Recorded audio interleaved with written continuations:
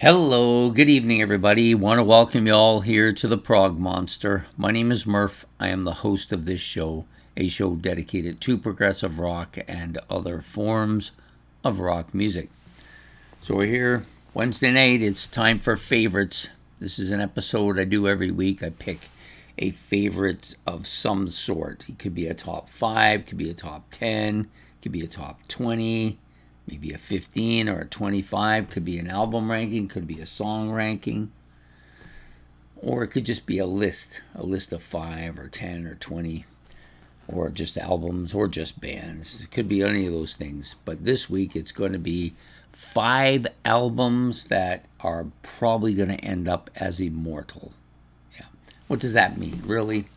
I don't know. I thought about it. I think what this really means is that these albums, if you look back in the history of music, if you go back to the 17th century, in that time period, or actually the 18th century, when all of those great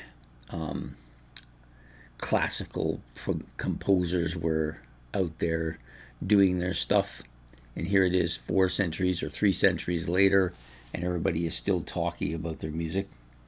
It's still well known. It's still played by orchestral bands.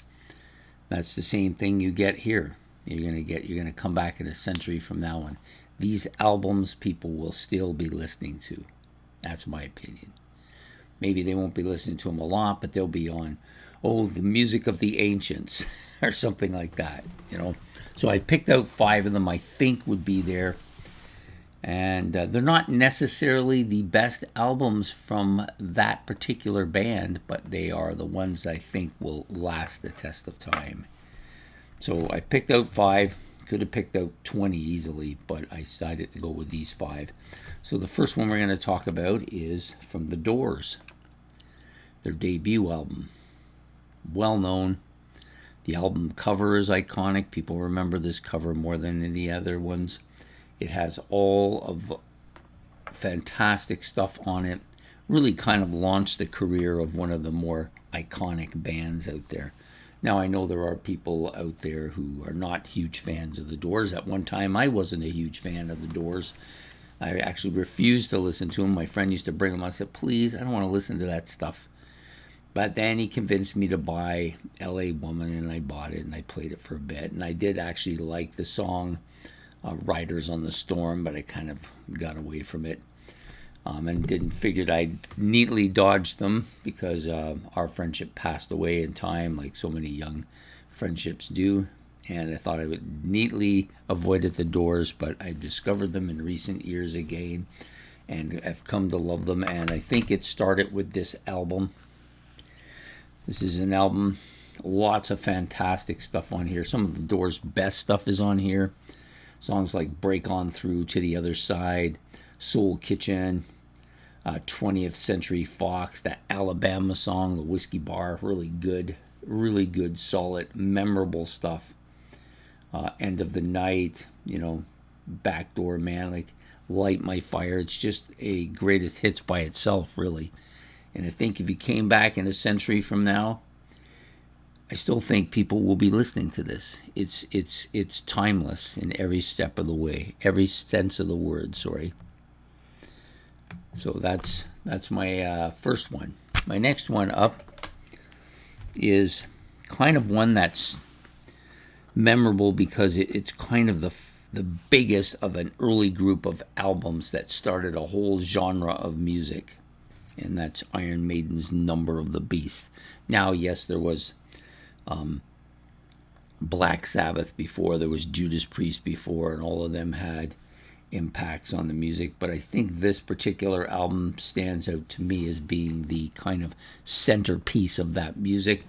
I think it will last the test of time. The songs are too memorable to be forgotten. Invaders, Children of the Damned, a great tune. 22 Acacia Street, The Prisoner, of course, taking from that its cue from the old TV show. The Number of the Beast, the title track, fantastic. Of course, Run to the Hills, one of the big hits they had. And no song will be bigger or more remembered than Hallowed Be Thy Name, which may be their best song of all time.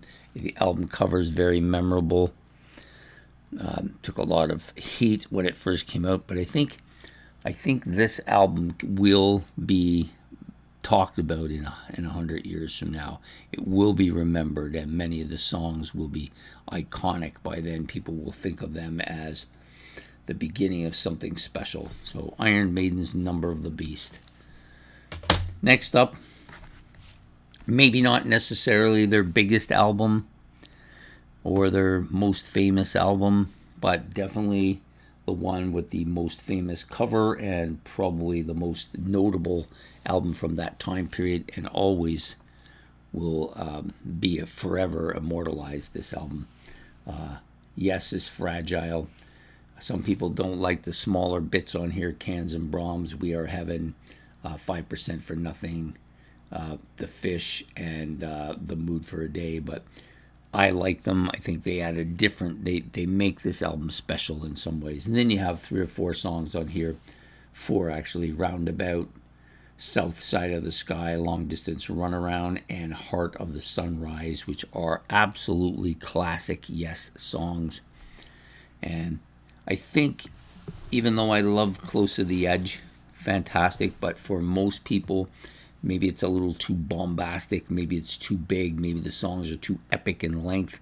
This one is a little bit more acceptable that way, but still has a lot of the same kind of memory. So I'm going to go with Yes is Fragile as my number 3. Next up, maybe the greatest debut rock album of all time. Every song on here is memorable. The album just keeps getting bigger as years go by. Sold 1 million copies. Boston's debut, the iconic cover of it as well. You show anybody this, they know exactly what's going to be coming. More Than a Feeling, right? More Than a Feeling's going to come rocking out of the amplifier when they play it. And I think this album has the ability and has the longevity to be a absolute immortal album. I like this, both covers together. It's like a fleet of starships coming. More Than a Feeling, of course, the opening track, Peace of Mind, and Foreplay, Long Time, all memorable tracks. Then you get into this backside a little bit more. Rock and Roll Band, Smokin', of course, Hitch a Ride, another classic, Something About You, and Let Me Take You Home Tonight. It's just a greatest hits album, basically what it is. Do I think in a century's time they'll be talking about it? Yes. Despite the fact that Boston only put out 5 studio albums over their last 50 years or so, still this album is always pulled up as being one of the greatest of all time. So Boston's debut album. And the last one on my list, maybe the greatest of all 4 of these, or 5 of these, I should say. Certainly one of the most memorable albums. Will it stand the test of time? I think as long as rock music survives in a century from now, this will be considered one of the great classics of all time. Led Zeppelin IV. All the songs on here are memorable. I've had different periods of time where I've liked each of the songs as a favorite or close to the favorite. Some of them have faded from overplay. It gets a ton of overplay on the radio, but I suspect that will continue well into the future. Even if radio disappears, this album will still get played in some form or fashion in a century from now. I'm almost sure when they look back at rock's greatest albums of that era, this will be the Mozart of albums. Absolutely. Black Dog, Rock and Roll, Battle of Evermore, and the legendary Stairway to Heaven on the first side. The flip side, almost as good, Misty Mountain Hop, 4 Sticks, Going to California, and When the Levee Breaks, one of the heavier songs. Yeah, I can't see this album not being among, if they were to open a museum and put all these albums in, this will be one of the ones that gets the front door entrance. People will see this immediately. It'll be a classic. There's a few others that we could have put in this list, but for today, Led Zeppelin IV gets the final spot. I may do a second list at some point. There's just too many great albums I think would be put in that. And a century from now, people will remember them. And so I'm going to repeat them all once, just so you don't forget. We got the Doors' debut album, Iron Maiden's Number of the Beast, Yes's Fragile. I love the cover of this too. Covers make a big album, you know. Boston's Debut, of course, and the Levee Breaks. Led Zeppelin IV. My apologies. Yeah, so those are my 5 choices. I'm sure you all have your own choices that you think can last a century or more and still become immortal. Anyways, those are my 5 choices, 5 albums that I think will be immortal. I hope you've enjoyed this episode of Favorites. Please hit the like and subscribe if you want to talk about any of the 5 albums I've just displayed or the bands, or if you want to put your own 5 down there. Trust me, there are no shortage of albums that are absolute classics, but I picked these 5. So anyways, take care, have yourself a good evening, and good night.